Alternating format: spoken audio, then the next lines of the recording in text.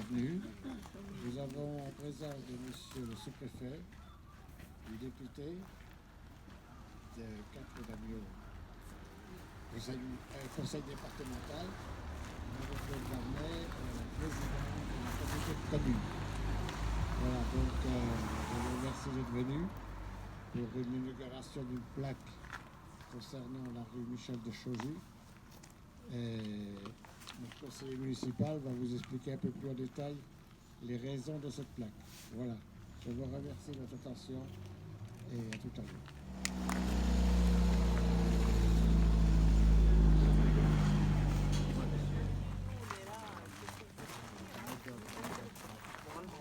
Ne vous inquiétez pas les enfants, après c'est à vous. Vous allez avoir du travail.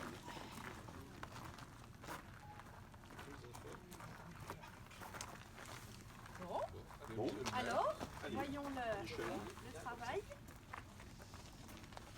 Voilà. Bravo.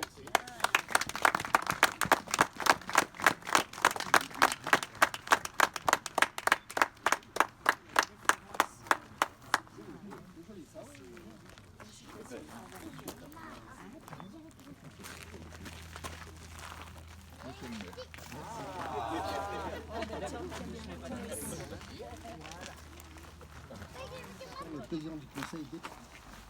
Madame la présidente de la communauté de communes du Grand Toulois Morvan, monsieur le maire de Chissey, messieurs les maires des communes voisines, messieurs les adjoints et mesdames et messieurs les conseillers municipaux, chers collègues, mesdames et messieurs, chères Chisséennes, chers Chisséens. C'est en tant que chef de projet de la commission de nommage des rues que j'ai eu l'honneur et le plaisir d'animer avec mes collègues, que je vais retracer ce beau projet communal et célébrer la mémoire de Michel de Chaugy, qui honore de son nom la rue principale de Chissey. L'objectif de nommer les rues et de numéroter les habitations prend son origine dans le projet de déploiement d'Internet très haut débit sur la commune. En effet, l'installation du réseau de fibre optique impose la présence d'adresses associées à des coordonnées GPS pour l'ensemble des points de distribution. Suivant le dossier Internet pour la commune depuis de nombreuses années, je profite de ce moment pour me réjouir avec l'ensemble du conseil municipal du démarrage de la phase finale du câblage de la fibre optique sur l'ensemble de la commune. En effet, nous avons eu hier la réunion de présentation du projet par le département et le réseau a été validé. On peut maintenant dire que dans un an environ, les Chisséens pourront accéder à la modernité en étant connectés à Internet par le réseau de fibre optique. Nos remerciements vont au département sans lequel cette réalisation n'aurait pas été possible. Il ne restera plus qu'à effacer les zones blanches du téléphone mobile sur notre commune pour entrer définitivement dans l'ère de la communication. Les demandes de priorisation sont en cours d'instruction au niveau du département et nous attendons une issue favorable. La qualité de l'adressage via la géolocalisation est indispensable pour améliorer les services aux citoyens, aux administrations et collectivités et aux entreprises. Le conseil municipal a voté le 10 juin 2018 la création de la commission nommage des rues composée de Séverine Muller, conseillère municipale, Alain Ménard et Jean-Pierre Tropin, adjoints, et moi-même, conseiller municipal. Nous nous sommes attelés à la tâche pendant plus d'un an, découvrant que ce dossier était plus complexe qu'il n'y paraissait. Nous nous sommes fait aider par les services techniques de la Poste qui nous ont fourni les éléments qui nous manquaient pour le découpage des rues, les règles de numérotation et la documentation des adresses dans les bases de données nationales. Le secrétariat de mairie a également participé au projet en répertoriant les propriétaires pour la communication des nouvelles adresses, ainsi que notre cantonnier pour la pose des plaques. Mais outre l'aspect technique, une autre tâche tout aussi difficile a été de nommer les rues de notre commune. La commission a édicté un certain nombre de principes. Les noms devaient avoir un lien avec la commune, en faisant référence aux lieux dits, aux parcelles cadastrales, aux ruisseaux, au petit patrimoine local, aux personnages remarquables de la commune. Nous avons donc entrepris des recherches, interrogé les anciens, étudié les cartes et fouillé dans l'histoire de notre commune. Pour les personnages remarquables, la tâche n'était pas aisée. La seule rue qui existait à Chissay était la rue Chagnaud, du nom du maire qui exerça ses fonctions de 1923 à 1938 et réputé bienfaiteur de la commune. Il fit avec son épouse le don du vitrail de Sainte-Eulalie à l'église Saint-Martin en 1917. Nous souhaitions donc remonter plus avant dans l'histoire de Chissay pour identifier un personnage historique. Nous avons alors demandé à Jacques Desmarquet, heureux propriétaire du vieux château de Chissay, féru de patrimoine, de restauration et d'histoire, de nous ouvrir ses archives depuis l'origine du château au XIIIe siècle. Michel de Chaugy a tout de suite attiré notre attention par le rôle qu'il a joué dans la transformation du château de Chissay au XVe siècle, mais également par son rôle important au duché de Bourgogne. Nous avons complété les recherches par une analyse bibliographique. Les lectures des livres de référence, comme le livre Le Morvan de l'abbé Baudieu, édité en 1865, et l'Ancien Forez, édité en 1886, nous ont permis de confirmer que nous tenions notre personnage. Michel de Chaugy est né en 1400 environ. On lui doit certainement l'extension du château tel qu'il était depuis le XIIIe siècle, par la construction du corps de logis nord, ainsi que les 3 tours nord-ouest, sud-est et sud-ouest, cette dernière ayant disparu au XIXe siècle, ainsi que l'érection du donjon.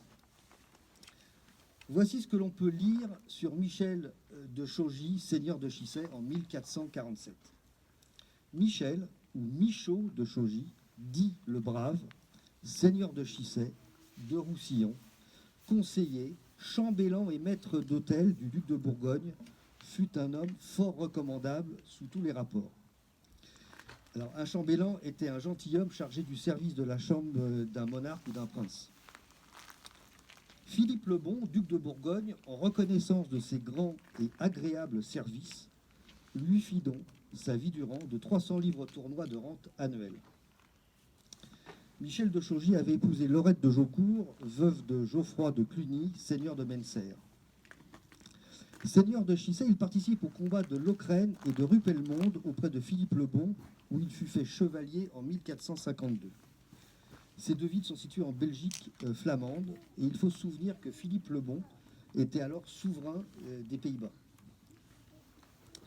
Il fut d'abord écuyer tranchant du duc de Bourgogne, ensuite son premier maître d'hôtel, puis en 1461, gruyer, c'est-à-dire officier seigneurial des eaux et forêts, des bailliages de Dijon, d'Auxois et de la Montagne, conseiller chambellan du duc et 2e chevalier au Parlement de Beaune. Il fut maintenu en toutes ses dignités par Charles le Téméraire, dernier duc de Bourgogne, après la mort duquel le roi Louis XI le retint en l'état de son conseiller et chambellan ordinaire et chevalier d'honneur au Parlement de Bourgogne par lettre de provision datée du 10 août 1477. Dans ces lettres, il est qualifié de surnom de Brave. Il mourut en 1479 et fut inhumé dans le chœur de la Sainte-Chapelle de Dijon. Nous avons découvert une représentation de Michel de Chaugy, de son épouse Laurette de Jaucourt et de ses parents Jean de Chaugy et Guillemette de Montagu. En effet, Michel de Chaugy s'est fait représenter sur un retable composé d'un triptyque qu'il légua vers 1476 au prieuré d'Ambierle, dans le département de la Loire, ville dont la famille de Chaugy était originaire. Cette peinture y est toujours visible. C'est donc cet homme fort recommandable, comme dit Baudieu, ayant vécu au XVe siècle, qui donne son nom à la rue principale de Chissay, tissant ainsi le lien entre l'histoire et le présent, les valeurs chevaleresques et les devoirs républicains, notre beau pays morvandiau et la région de Bourgogne.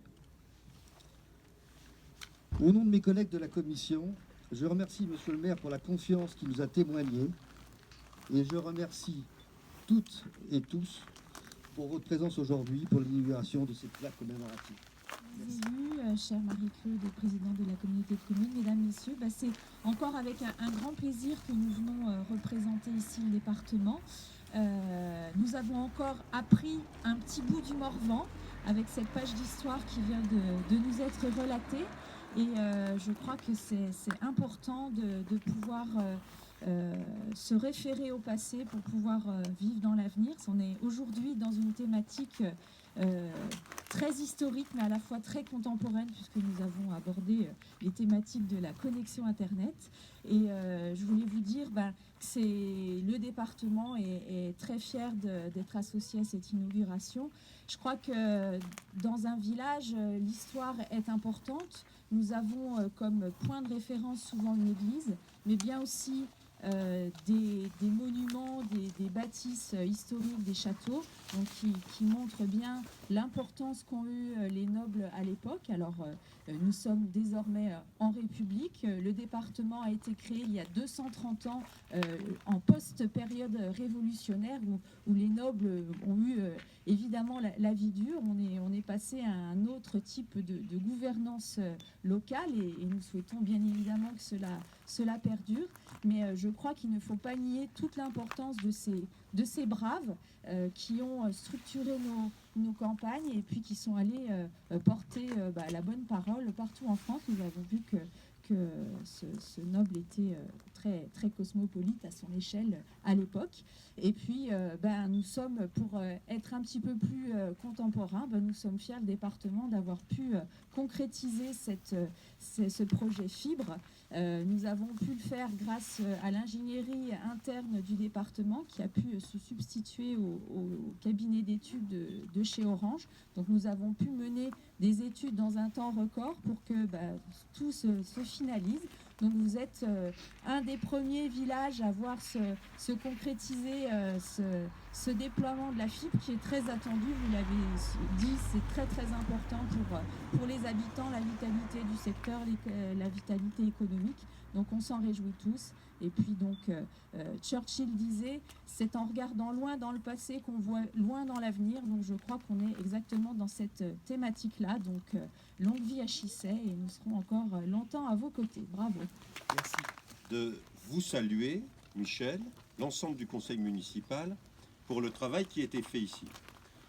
Vous parliez Internet, et c'est vrai que je me réjouis à mon tour que le département, ça a été une aventure la fibre, et rejoint le plan national de développement de la fibre, puisque c'est un plan aujourd'hui national avec le groupe Covage, et un peu pris ses distances avec le premier plan qui était pour le moins un peu en panne. Et donc maintenant, nous commençons avec le plan national et le travail du département à voir arriver la fibre sur nos territoires.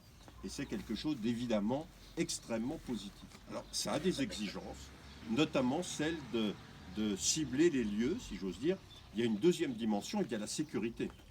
On est de plus en plus dans des logiques d'Internet en matière de sécurité. Et pour envoyer les secours, il faut que nous soyons chacun très adressés. Auparavant, quand on appelait à la caserne des sapeurs-pompiers, par exemple, de notre secteur, d'Autun. Alors les gens connaissaient parfaitement. Aujourd'hui, quand on appelle Mâcon et qu'il faut redéployer les secours, il faut une adresse extrêmement précise. Et c'est pour ça aussi qu'il est important que nous ayons des lieux extrêmement bien identifiés. Mais ça, c'est une chose. C'est un gros travail que font les communes. Et Chissay a fait sans doute un très gros travail en la matière, puisque il y a des communes où ça se passe pas très bien, où il y a des désaccords sur les noms de rues, etc. Bon, là, visiblement, vous avez trouvé, j'allais dire, avec la population, le moyen de faire avancer dans de bonnes conditions le dossier. Je veux vous en féliciter chaleureusement, parce que c'est pas des petits dossiers, c'est pas des petits dossiers. Et quand en plus cette nomination fait rayonner le passé de la commune, alors ça c'est formidable, parce que vous vous inscrivez pleinement et véritablement dans la dimension historique et l'importance des lieux que nous connaissons et que nous fréquentons au quotidien. Et c'est vrai que nous avons eu, monsieur le sous-préfet, des grands serviteurs du duc de Bourgogne ici. Quand la France était dans une situation difficile et que c'était la Bourgogne qui rayonnait. Parce qu'alors, Philippe le Bon, c'est vraiment le sommet en termes, j'allais dire, de développement de la cour de Bourgogne, du duché de Bourgogne.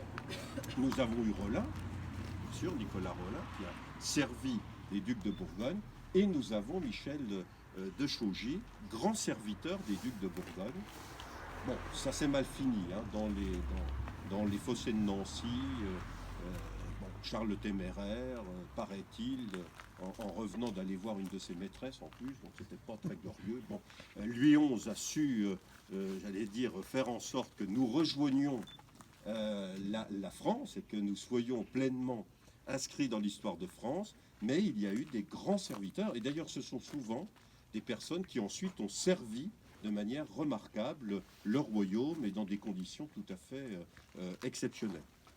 Je veux dire d'ailleurs que nous avons eu après, peu de temps après, sous Henri IV, Pierre Janin, qui a été aussi un grand président du Parlement de Bourgogne, qui est originaire d'Autun, et qui lui aussi a su servir remarquablement le royaume avec cette tempérance. C'était des hommes à la fois, j'allais dire, cultivés, extrêmement dynamiques et porteurs de projets, et en même temps avec une grande tempérance. Moi, je me rappelle toujours que Pierre Janin, quand on lui avait dit mais pourquoi il n'y a pas eu la Saint-Barthélemy en Bourgogne, il disait quand le roi est fâché, il faut se hâter lentement. Toujours une forme de tempérance, voilà. Et je pense que c'est aussi ça qui était très apprécié chez Michel de Chaugy, toujours de bons conseils, de tempérance, de bravoure aussi. Et c'est tout cela, c'est ces grandes qualités mises au service finalement de l'État, des grands serviteurs de l'État que nous soulignons ce matin. Donc je voudrais vraiment vous remercier parce que je vous avoue que ça m'a permis de creuser un peu. Je ne me rappelais plus tout cela et ça m'a permis de creuser véritablement en venant ici ce matin. Et c'est, je trouve, vraiment une très belle manière de servir le village, de servir Chissé, que d'avoir pris cette initiative, aussi bien pour le présent, parce qu'il faut adresser les lieux, c'est extrêmement important, mais de le faire dans un devoir de mémoire, c'est vraiment une superbe initiative et je veux vraiment vous en féliciter très très chaleureusement. Les élus, maires des communes voisines, mesdames et messieurs, monsieur le député, comme dit la chanson, les histoires d'amour finissent mal en général. Hein. Voilà. Je voudrais d'abord remercier et féliciter la commission de numérotation et des rues et son président pour le travail remarquable qui a été fait. J'ai pris la peine, monsieur le maire, de lire le question-réponse que vous avez mis dans le bulletin municipal et c'est vrai que le travail qui a été fait est remarquable de tout point de vue. Et cette opération d'adressage et de numérotation des rues et de nomination des rues de votre commune vous a permis, grâce aux archives de M. Demarquet, de plonger dans les racines de ce village. Et ce faisant, vous avez remué un peu l'histoire, trouvé des gens qui ont servi à la fois ce village, le pays, et je crois que le lien s'est fait. C'est Madame la conseillère départementale qui le disait tout à l'heure. On est passé de la modernité la plus remarquable avec le très haut débit à l'histoire la plus profonde médiévale de ce village. Et je crois que c'est comme ça que, justement, toute notre histoire est une histoire de continuité, finalement. Parce que chacun apporte sa pierre à l'édifice. Et justement, nous avons, j'allais dire, le devoir de regarder derrière nous, de regarder dans notre histoire, dans la profondeur de notre histoire, justement, pour faire revivre le temps présent, parce que ce village-là, tous les villages, toutes les villes doivent quelque chose à l'histoire. Et c'est cette continuité-là qui fait que nous sommes aujourd'hui ici à célébrer ce village et ce brave médiéval qui a justement œuvré pour la France comme nous le faisons aujourd'hui. Merci beaucoup. Je souhaite à toutes et à tous, puisque l'on est encore temps, une très très belle année 2020. Merci.